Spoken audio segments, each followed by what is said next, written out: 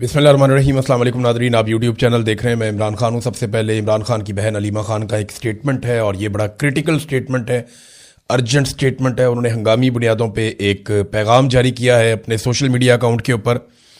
उन्होंने कहा it is critical and urgent that Imran Khan B examined and treated at a proper medical facility. Imran Khan साहब को फौरी तौर पर जो है वो एक बेहतर मेडिकल फैसिलिटी के अंदर उनका ट्रीटमेंट किया जाए, उनको वहाँ पे एग्जामिन किया जाए।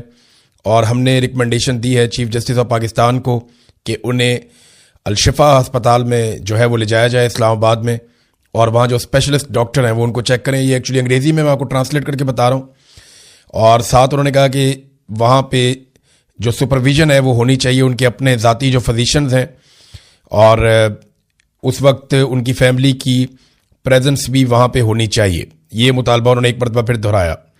उन्होंने कहा ये लेकिन बड़ी बदकिस्मती है कि चीफ जस्टिस याह्या अफरीदी ने जो डॉक्टर्स ने वहाँ पे अडयाला में जाकर एक विज़िट किया उसके ऊपर उन्होंने इत्मीनान का इजहार कर दिया, और जबकि फैमिली और जो डॉक्टर्स हैं उनके अपने हमारी डिमांड्स के हवाले से कुछ नहीं किया गया। और ये क्या छुपा रहे हैं, ये सवाल भी उन्होंने उठाया। और ये बहुत एक्स्ट्रा ऑर्डनरी ये एफर्ट्स की जा रही हैं हुकूमत की जानिब से, एस्टेब्लिशमेंट की जानिब से, कि इमरान खान साहब को रोका जाए कि उनका प्रॉपर एग्जामिन हो और उनके टेस्ट हों और ये पता चले कि उनके साथ क्या हुआ है।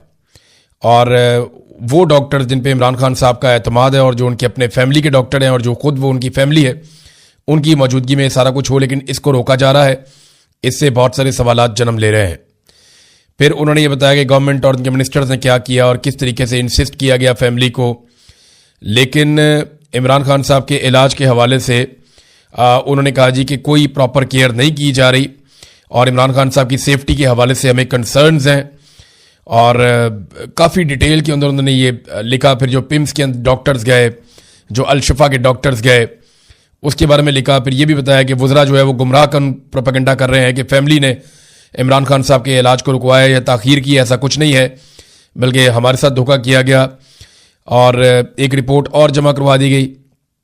लेकिन मंगल वाले दिन 17 फरवरी को इमरान खान ने एक मैसेज दिया जिसमें बुशरा बीबी और उनकी जो बेटी है वो मिलकर बाहर आई और उन्होंने आकर बताया कि इमरान खान साहब मुतमईन नहीं है जो डॉक्टरों ने अस्पताल में विजिट किया उससे। और इमरान खान साहब ने फिर से डिमांड भी की है कि डॉक्टर आसिम और डॉक्टर फैसल को उनकी मौजूदगी में मेरा इलाज करवाया जाए, उनसे मेरा चेकअप करवाया जाए। उन्होंने कहा हम रिजेक्ट करते हैं any medical report drawn up as a result of examination conducted in the absence of Imran Khan personal physicians and family members. हम ऐसी हर मेडिकल रिपोर्ट को मुकम्मल तौर पे मुस्तरद करते हैं जो इमरान खान साहब की फैमिली और ज़ाती मुआलजीन की मौजूदगी के बगैर बनाई गई है। और साथ उन्होंने आखिर में एक मरतबा फिर कैपिटल वर्ड्स के अंदर लिखा, और urgency is of the utmost importance, कि ये बहुत ही अहम और इम्पॉर्टेंट मामला है और इसको फौरी तौर पर टैकल किया जाना चाहिए।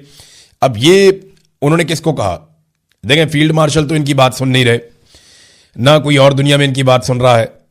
एक्चुअली अलीमा खानम ने ये पैगाम पूरी दुनिया की इंसानी हकूक़ की तंजीमों के लिए, दुनिया भर के मीडिया इदारों के लिए और दुनिया भर के उन लोगों के लिए जो इमरान खान साहब को सपोर्ट करते हैं उनके लिए जारी किया है, और पूरी दुनिया को बताया है कि सिचुएशन क्या है। और पूरी सिचुएशन को चंद पैराग्राफ के अंदर लिखकर उन्होंने रिपोर्ट कर दिया है। इमरान खान साहब को अब अस्पताल के अंदर ले जाया जाएगा और उनको लाना पड़ेगा, क्योंकि जेल के अंदर जो ये इंजेक्शन लगने का अमल है ये बहुत मुश्किल है। ऐसा मुमकिन नहीं है कि जेल के अंदर ये बड़े आराम से हो जाए। ये इमरान खान साहब को अस्पताल ही लाना पड़ेगा, और ये किस अस्पताल में लेकर जाएंगे इसके बारे में हम कुछ कह नहीं सकते। फैमिली जो है वो अल-शिफा इंटरनेशनल हॉस्पिटल इस्लामाबाद के बारे में बज़िद है, वो कहते हैं वहीं पर लेकर आए, क्योंकि वहाँ पर सबसे ज़्यादा फैसिलिटीज़ हैं। यानी अडयाला जेल के करीब जिस अस्पताल में सबसे ज़्यादा सहूलतें हैं, जो सबसे शानदार हॉस्पिटल है इस किस्म के मामलात में, वो अल-शिफा इंटरनेशनल हॉस्पिटल है। लेकिन हुकूमत और एस्टेब्लिशमेंट कुछ और करना चाहती है, और वो नहीं चाहेंगे कि इमरान खान साहब मंजर-ए-आम पे आए या उनका कोई स्टेटमेंट सामने आए। तो ये एक अजीबोगरीब सिचुएशन है। दूसरी जानिब पाकिस्तान तहरीक इंसाफ ने जो ऐलान किया कि इमरान खान रिहाई अमन फोर्स वो बनाएंगे, उसके हवाले से बिल्कुल खामोशी हो गई है। पाकिस्तान तहरीक इंसाफ के अंदर से ही मुखालफत पैदा हुई, और ये जो एक उम्मीद पैदा हो रही थी कि तहरीक इंसाफ एक नौजवानों की बड़ी फोर्स बनाएगी जो इमरान खान साहब की आज़ादी के लिए कोई रोला शोला डालेंगे, लेकिन या कोई हिकमत अमली बनाएंगे। अभी फिलहाल उसके ऊपर खामोशी है।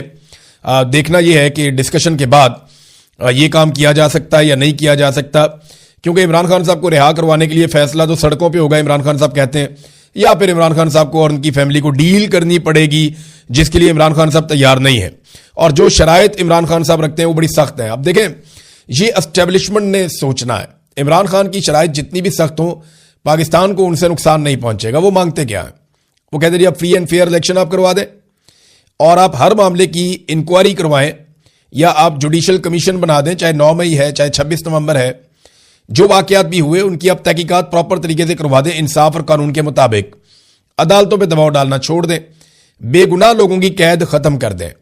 और ये जो आपने मुदाखलत की हुई है सियासत के अंदर, हर चीज के अंदर, ये मुदाखलत खत्म कर दें। वो एस्टेब्लिशमेंट को कहते हैं ये चीजें पाकिस्तान को डिलीवर करेंगी।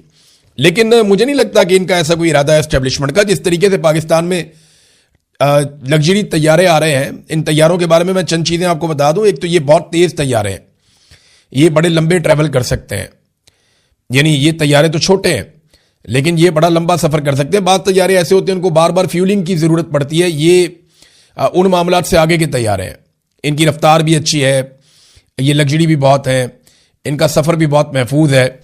तो ये वो तैयारे हैं जो नॉर्मली लेकर भागने के काम आते हैं। अब जिस तरह एक तैयारा मंसूब किया जा रहा है, कभी मोहसिन नकवी से, कभी आर्मी चीफ से, कुछ और लोगों के पास भी पाकिस्तान में तैयारे हैं। वजीर आजम जो हैं वो भी तैयारा रखते हैं, दीगर लोग भी तैयारा रखते हैं, सिंध वाले जो हैं उनके पास भी तैयारे हैं, जरदारी साहब जो हैं वो भी तैयारा इस्तेमाल कर सकते हैं। इसी तरह पंजाब में मरियम नवाज ने भी तैयारा हासिल कर लिया है। फैमिली के 10, 12, 15, 17 लोगों को लेकर निकलना उनके लिए भी कोई मसला नहीं होगा। ऐसा लगता है कि भागने की तैयारियां हैं, जिस तरह तैयारे ये इकट्ठे कर रहे हैं। बहरहाल इन तैयारों के पैसे किसने दिए, कहां से आया इतना पैसा? क्योंकि पाकिस्तानी तो गरीब है, पाकिस्तानियों के पास तो पैसा नहीं है, यहां रोटी खाने का पैसा नहीं है, आधे पाकिस्तानी गुर्बत की लकीर से नीचे है। तो इन पाकिस्तानियों के पास तो इतने पैसे नहीं है कि ये तैयारे लेकर आए। तो इन्होंने पैसे कहां से दिए? इन तैयारों के कर्जे ले लेकर दिए। हालात ये हैं कि पंजाब, जहां पे मरियम नवाज की हुकूमत है, यहां पे इस वक्त कर्जे पहुंच चुके हैं 1700 अरब रुपए से जायद। ये उस्मान बुज़दार के दौर में 900 अरब के आसपास थे, कहीं पे इससे ज्यादा थे, 900 अरब से ज्यादा थे। ये बैरूनी कर्जों की मैं बात कर रहा हूं। और अब जो है वो बैरूनी कर्जे पहुंच चुके हैं लगभग 1700 अरब तक, यानी 1705 अरब तक पहुंच गए। 1705 अरब तक ये पहुंच गए। इसमें एशियाई तरक्याती बैंक के 20% हैं, चाइना से भी कोई 18-20% हैं, और 58% कर्जा जो है वो वर्ल्ड बैंक से लिया गया है। तो मरियम नवाज ने टका के कर्जे लिए हैं और पंजाब को कर्जों में डबो दिया उन्होंने। 2036 तक पाकिस्तानी ये कर्जे ही उतारते रहेंगे। कोई भी हुकूमत आएगी अगले 10 साल उन्होंने कर्जे ही उतारने हैं, और अपने लिए जहाज भी ले लिया। इन कर्जों से इन्होंने सैलाब मुतासरीन के घर नहीं बनाए, इन कर्जों से इन्होंने गटरों के ढक्कन नहीं लगाए, इन कर्जों से इन्होंने गरीब आदमी को एजुकेशन नहीं दी, हेल्थ नहीं दी, बल्कि वो जो हेल्थ कार्ड था वो भी उनसे वापस ले लिया। इन कर्जों से इन्होंने किसान को कुछ नहीं दिया, इन कर्जों से इन्होंने मजदूर को कुछ नहीं दिया, इन कर्जों से इन्होंने बिजली के ऊपर जितनी सब्सिडी थी वो वापस ले ली, बजाय इसके कि 200-300 यूनिट बिजली मुफ्त करते। तो इन कर्जों से और तो कुछ किया नहीं, अपनी अयाशियां की हैं, पूरी दुनिया की मौजें ये कर रहे हैं। और अब एक तैयारा भी इन्होंने ले लिया। भागने के लिए तैयारे काम आएंगे और कोई काम नहीं है। एक तैयारे का कहा जा रहा है वो 11 अरब का है, तो दूसरा बताया जा रहा है जी वो उससे भी महंगा है और बड़ा जदीद तैयारा है। तो इसराइली तैयारे, हमें पाकिस्तानियों को कहते हैं कि इसराइली मसनूआत का बाइकआउट कर दो, उनकी बोतल नहीं पीनी, 10 रुपए वाली ये चीज नहीं लेनी, वो चिप्स नहीं लेना, ये नहीं लेना, वो नहीं लेना, ये इसराइल का है। खुद जनाब इसराइली तैयारे कमाल नहीं हो गया? खुद इसराइल के साथ बैठ के मीटिंगें जबरदस्त नहीं हो गया? उनके साथ खड़े हो गए फोटो, और बाकायदा ऐलान किया जाता है कि हमें कोई एतराज नहीं है कि नेतन्याहू या इसराइली इसके अंदर शामिल हो मीटिंग में। नेतन्याहू का एक स्टेटमेंट भी आया, ये स्टेटमेंट आप देखें। नेतन्याहू ने कुछ पोस्ट किए हैं प्राइम मिनिस्टर ऑफ इजराइल के अकाउंट से, और लुब्बे-लुबाब उनका यह है कि ये नेतन्याहू का साफ साफ ऐलान है कि एक ऐसा इत्तेहाद बन रहा है जिसमें अफ्रीका भी ममालिक भी होंगे, एशिया के ममालिक होंगे जिनका कुछ का वो नाम नहीं ले सकते। तो लाजमी बात है पाकिस्तान भी है उनमें, इंडिया का उन्होंने कहा जी इंडिया भी होगा, अरब ममालिक का उन्होंने कहा जी अरब ममालिक भी होंगे। फिर जनाब मुश्तरका कोई मफादात हैं जो होंगे, और बहुत सारे उन्होंने प्लान बताए नेतन्याहू ने। फिर नेतन्याहू ने कहा जी हम अभी नाम नहीं बता रहे, वक्त आने पे बताएंगे। फिर लेकिन एक ख्वाहिश का उन्होंने इजहार किया और बताया कि ये क्या करेंगे ये शिया और सुन्नी मुसलमानों को जो है उनके खिलाफ लड़ेगा, ये इत्तेहाद, ये भी उन्होंने कहा जो रेडिकल लोग हैं शिया और सुन्नी उनके खिलाफ ये लड़ेंगे। ये नेतन्याहू ने स्टेटमेंट दिया बाकायदा, और ये कहते हैं जी हमें कोई एतराज नहीं है। ये एक ऐसे बोर्ड ऑफ पीस के अंदर बैठे हुए हैं जिसे ताहिर अशरफी गजा बोर्ड कहते हैं, जिसमें गजा का कोई बंदा ही नहीं है, जिसमें फलस्तीन ही नहीं है। हाँ, उसमें इसराइल है, तो इसराइल जिस बोर्ड के अंदर शामिल है उसमें जाकर ये बैठ गए, और फलस्तीन के बारे में वो बोर्ड बना था लेकिन फलस्तीन उसके अंदर नहीं है, और इसके बारे में इन्होंने आवाज भी नहीं उठाई। सऊदी अरब जो है वो वक्तन फवक्तन आवाज उठाता है। अभी ग्रेटर इसराइल के हवाले से जो एक स्टेटमेंट इसराइल के अंदर जो अमरीकी सफीर है उन्होंने जो स्टेटमेंट दिया उसके ऊपर सऊदी अरब ने अच्छा तगड़ा जवाब दिया, और लेकिन बाकी लोग जवाब नहीं देते। सऊदी अरब कहीं ना कहीं कुछ ना कुछ थोड़ा बहुत वो करता रहता है। अब नाजरीन, असद कैसर साहब ने भी एक स्टेटमेंट देकर बताया कि पाकिस्तान पर जो बैरूनी कर्जों का हुजम है वो गुज़िश्ता 3 सालों में, ये जो शहबाज शरीफ साहब को लाकर इंस्टॉल किया गया था, पहले पीडीएम की सरकार बनाई गई और उसके बाद पीडीएम 2 की सरकार बनाई गई, तो ये जो लाकर इंस्टॉल किया गया, एक दफा जनरल बाजवा ने इंस्टॉल किया और दूसरी दफा आसिम मुनीर ने इंस्टॉल किया, तो ये 3 बरसों के दौरान तकरीबन 84% पाकिस्तान के बैरूनी कर्जों के हुजम में इजाफा हो गया। जो हमने दुनिया से बाहर से कर्जा लिया हुआ ना, उसमें 84% इजाफा हो गया, यानी लगभग डबल हो गया कर्जे हमारे 3 साल में। जितना कर्जा हमने 75 साल में लिया उतना हमने 3 साल में ले लिया, लगभग उतना ही ले लिया। और बैरूनी कर्जों का जो मजमूई हुजम है वो 138 अरब डॉलर्स तक पहुंच गया है। अब एक बात आप ज़हन में रखें कि ये अभी भी कर्जे ले रहे हैं। 25 करोड़ डॉलर ये लेना चाहते हैं चाइना से, कुछ 60 करोड़ डॉलर इन्होंने लिए हैं एक निजी बैंक से, कुछ और जगह से भी ये कर्जे हासिल करने की कोशिश कर रहे हैं कि मजीद कर्जा पाकिस्तान को मिल जाए। लेकिन पाकिस्तान की जो क्रेडिट रेटिंग है जिसकी बुनियाद पे कर्जा मिलता है कि भाई ये पैसा वापस कर सकता है या नहीं कर सकता, क्रेडिट रेटिंग में सिंपल आपको मैं ये बता देता हूं कि इसकी अहलियत क्या है।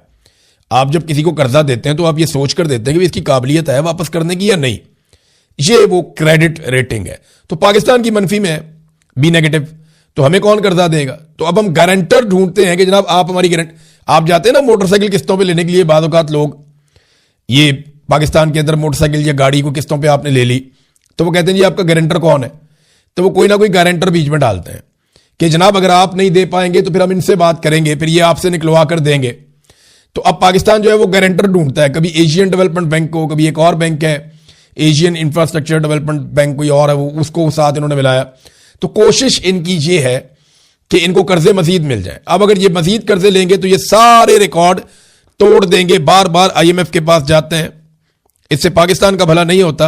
और पाकिस्तान पे कर्जे चढ़ा चढ़ा के इन्होंने पाकिस्तान का ये हाल कर दिया।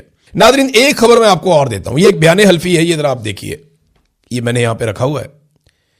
ये मुझे बयान हल्फी एक मेरे हाथ आया। अली अमीन गंडापुर को आपको याद होगा गिरफ्तार किया गया था 9 मई से पहले, जब अली अमीन गंडापुर के बाल काट दिए गए थे। उस वक्त हमने बड़ी आवाज उठाई थी अली अमीन गंडापुर के लिए।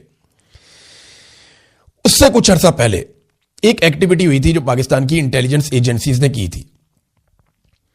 हुआ यह था कि अली अमीन गंडापुर को आजाद कश्मीर के हवाले से बनाया गया था, मिनिस्टर इमरान खान साहब ने उन्हें बनाया हुआ था। वहां पे जो इलेक्शन हुए थे 2021 में, उसमें अली अमीन गंडापुर ने बहुत बड़े बड़े खांचे मार दिए थे, और वो रिपोर्टें पाकिस्तान की इंटेलिजेंस एजेंसियों तक पहुंच गई थी।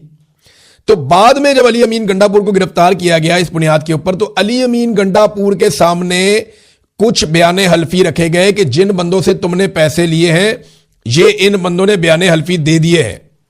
और अब मुझे यह बात पता चलती है कि उस वक्त अली अमीन गंडापुर, क्योंकि मेरे पास जैसे ये कागज पहुंचे हैं, अब जिन्होंने बयाने हल्फी लिखकर दिए हैं वो लोग तो अभी भी जिंदा है ना, जिन्होंने अली अमीन गंडापुर को पैसे दिए वो लोग भी अभी जिंदा है। तो एक बयाने हल्फी मैं आपको अभी दिखा रहा हूं, आने वाले दिनों में आपको 4 से 5 और भी नजर आ जाएंगे। और इस पे एक जर्नलिस्ट हैं यहां इंग्लैंड में, अबरार कुरैशी साहब, वो इस पे काम कर रहे हैं और इसके ऊपर इन्वेस्टिगेशन कर रहे हैं। वो 1-2 और स्टोरीज पे काम कर रहे हैं। आपको बड़ा मजा आने वाला है आने वाले दिनों में। आपको पता चलेगा कि ये इमरान खान की फैमिली पे अटैक क्यों कर रहे हैं और अली अमीन गंडापुर क्यों एस्टेब्लिशमेंट की लाइन लेते हैं, ये सारा आपको पता चल जाएगा। तो अगर आप डॉट कनेक्ट करेंगे तो आपके सामने सारी चीजें आ जाएंगी। अप्रैल 2021 में ये बता रहे हैं कि मैं इलेक्शन लड़ना चाहता था, तो मैंने अली अमीन गंडापुर को 2 करोड़ रुपया दिया जो उसने मेरे से मांगा था कहते जी उसके बाद दोबारा मैं इलेक्शन लड़ना चाहता था तो गंडापुर ने 4 करोड़ रुपया मांगा, क्योंकि मेरा जो मुखालिफ है वो 3 करोड़ रुपया दे रहा था। तो उसके बाद वो कहते जी मैंने बात की पार्टी से, अली अमीन गंडापुर ने मुझे बहुत थ्रेट किया, मैंने ये मामला पार्टी के सामने भी रखा, मैंने ये मामला जो है वो आज़ाद कश्मीर का, क्योंकि इलेक्शन था तो वहां का जो इंटेलिजेंस का एक ऑपरेटर था ISI वाला बंदा, उसको भी मैंने बताया। बल्कि यहां पे इसने एक नाम लिया है एक कर्नल का, जो पार्टी पाकिस्तान तहरीक इंसाफ के अंदर एक रिटायर कर्नल था, उसका भी नाम लिया था, कर्नल अमानुल्लाह खान। कहता जी उसको भी मैंने जाती तौर पे बताया और उसने कहा जी हम इसके ऊपर एक्शन लेंगे, हम इसको देखेंगे। लेकिन फिर गंडापुर ने मुझे फोन करके धमकाया और उसके बाद जनाब मेरा पैसा खाया गया। अच्छा, इस तरह का कोई एक नहीं है, ये कोई 4-5 एफिडेविट है जो एजेंसियों के पास थे। तो अली अमीन गंडापुर को एजेंसियों ने ऐसे काबू कर लिया। तो आहिस्ता आहिस्ता आपको समझ आएगी कि इन लोगों की मजबूरियां क्या है। मरवत साहब जो है इनके ऊपर भी काम हो रहा है, क्योंकि अब देखें ना, इन्होंने अटैक किया तो सोशल मीडिया के लोग हों या मीडिया के लोग हों या जर्नलिस्ट हों, वो इस टो में लग गए हैं कि यार ये लोग ऐसे कर क्यों रहे हैं, इनकी मजबूरी क्या है। ये जो MGM ग्रुप एक बन गया है, इनकी मजबूरी क्या है, ये क्यों इमरान खान साहब की फैमिली के ऊपर चढ़ दौड़े हैं और इमरान खान के कॉज को क्यों नुकसान पहुंचा रहे हैं और लगातार पाकिस्तान तहरीक इंसाफ पर ही क्यों हमला आवर है। तो इसको अब जब डिग आउट करना शुरू किया तो पहले नंबर पे तो ये आ गया नादरीन एक बयान हल्फी, जिसमें बंदा बता रहा है कि अली अमीन गंडापुर को 2 करोड़ मैंने दे दिया था, 4 करोड़ ये और मांग रहा था। उसके बाद इसने मुझे धमकियां भी लगाई हैं और फिर इसने ये आप पारा के पास से इस्लामाबाद में इसका कोई घर होगा, वहां प्रॉपर्टी, वहां पे इसने ये लेके ये एफिडेविट और ये इसने जमा करवा दिया था। अभी और भी आएंगे। तो इस तरह एजेंसियां ब्लैकमेल करती हैं। इस तरीके से एजेंसियों को इस बात से कोई सरोकार नहीं है कि गंडापुर ने करप्शन की है या शहबाज शरीफ ने करप्शन किया है या नवाज शरीफ ने करप्शन किया। वो कहते करो करप्शन, जो दिल करदा करो, लेकिन हमारी बात माननी पड़ेगी, जो हम चाहेंगे वो जरूर होगा। आप जैसे ही उनके किसी रास्ते में रुकावट डालते हैं तो वो आपकी चीजें लाके आपके सामने रख देते हैं। देखें ना, उस्मान बुज़दार की करप्शन की कितनी स्टोरियां थी। जैसे ही उस्मान बुज़दार ने कहा सर जैसे आप कहें, कोई करप्शन का मामला आया ही नहीं। जरदारी साहब की करप्शन की कितनी स्टोरियां थी, सारी दुनिया को पता है, क्रिस्टल क्लियर केसेस थे। जैसे ही उन्होंने कहा सर जैसे आप कहें, उनके केसेस खत्म। नवाज शरीफ आज तक अपना मनी ट्रेल नहीं दे सका। जैसे ही नवाज शरीफ ने कहा सर जूते किधर है, मुझे बताएं मैं पॉलिश करता हूं, खत्म, कहानी खत्म। मरियम नवाज की स्टोरी आपके सामने, जाली ट्रस्ट डीड है, बहुत सारी और चीजें हैं, वजीर आला पंजाब। तो एजेंसियों को इस बात से कोई सरोकार नहीं है। गंडापुर अगर सर्व करते रहेंगे तो उन्हें कोई सरोकार नहीं है कि ये कोई 2 करोड़ 4 करोड़ 10 करोड़ को 20 करोड़ किसी से लिया हो तो क्या फर्क पड़ता है। लोगों ने बड़ी बड़ी अमाउंटें भी दी हुई हैं। अभी मरवत साहब के ऊपर भी काम हो रहा है। मुझे बड़ी मजेदार इंफॉर्मेशन उनके बारे में मिली है, लेकिन मेरे सोर्स ने कहा अभी आपने नहीं बताना, हमें जरा थोड़ा सा काम और करने दें, फिर हम आपको बताएंगे कि ये एक्चुअली हुआ क्या है। राणा सनाउल्लाह का स्टेटमेंट देखें आप, ये बड़ा इंटरेस्टिंग है। राणा साहब ये कहते हैं कि मैं जनरल बाजवा को मिला तो जनरल बाजवा ने मुझे कहा कि आप काफी सेहतमंद हो गए। ये जब जनरल बाजवा आर्मी चीफ था ना, और राणा साहब कहते जी, उन्होंने कहा जब आप जेल में थे तो आप बड़े स्मार्ट थे। फिर उन्होंने जनरल फैज हमीद की तरफ देखा, जनरल बाजवा ने, और कहा कि इन्हें दोबारा स्मार्ट करो। अंदाजा करें कैसी रऊनत है इन जर्नैलों में कि आर्मी चीफ कह रहा है एक सियासतदान को कि तुम जब जेल में थे तो बहुत स्मार्ट थे, और फिर अपने DGISI को देके कहता है इनको दोबारा स्मार्ट करो। ये धमकी नहीं है तो और क्या है? ये धमकी है ना कि ताकत मेरे पास है, हथियार मेरे पास है, इदारे मेरे कंट्रोल में है, तो मैं तुम्हें जेलों में डालूंगा। फिर जनरल बाजवा को राणा सनाउल्लाह के बकौल उन्होंने कहा कि हमारे दरमियान अल्लाह ताला इस दुनिया में फैसला करे, जिस पे बाजवा जो है वो थोड़ा सा पीछे हट गया। उसने कहा जी मैंने आपके खिलाफ केस नहीं बनाया। और जिसने वैसे केस बनाया था राणा सनाउल्लाह के खिलाफ, उसको तो खुद मियां नवाज शरीफ साहब ने बड़ा नवाजा बाद में, शहबाज शरीफ साहब ने बड़ा नवाजा बाद में। जनरल बाजवा को तो इन्होंने खुद ही एक्सटेंशन दी थी, और जनरल बाजवा के साथ मिलकर इन्होंने बाद में रजीम चेंज भी किया। तो इन्होंने कुछ नहीं सीखा किसी चीज से भी। राणा सनाउल्लाह साहब के साथ जो जुल्म हुआ था उससे 10 गुना ज्यादा जुल्म राणा सनाउल्लाह ने अपने सियासी मुखालिफिन के साथ कर दिया, और राणा सनाउल्लाह ने उन्हीं के साथ मिलकर यह जुल्म किया जिन्होंने यह जुल्म राणा सनाउल्लाह पे किया था। राणा सनाउल्लाह को पॉलिटिकल लोगों ने थोड़ी मारा था। मैं तो राणा सनाउल्लाह के हक में बोल रहा था, शोर मचा रहा था, बार बार कह रहा था, और मुझे एक पॉलिटिकल आदमी ने नहीं कहा कि तुम ये क्यों कर रहे हो। मुझे जब कहा मिलिट्री एस्टेब्लिशमेंट ने उस वक्त भी दबाव डाला कि ये ना करो। तो ये लोग खुद ही अब चाहते हैं कि इनको मार पड़े सियासतदानों को, तो फिर खाते रहे मार, इनकी मर्जी है। अब तक के लिए इतनी, अपना ख्याल रखिएगा, अपने इस चैनल का भी। अल्लाह हाफिज़।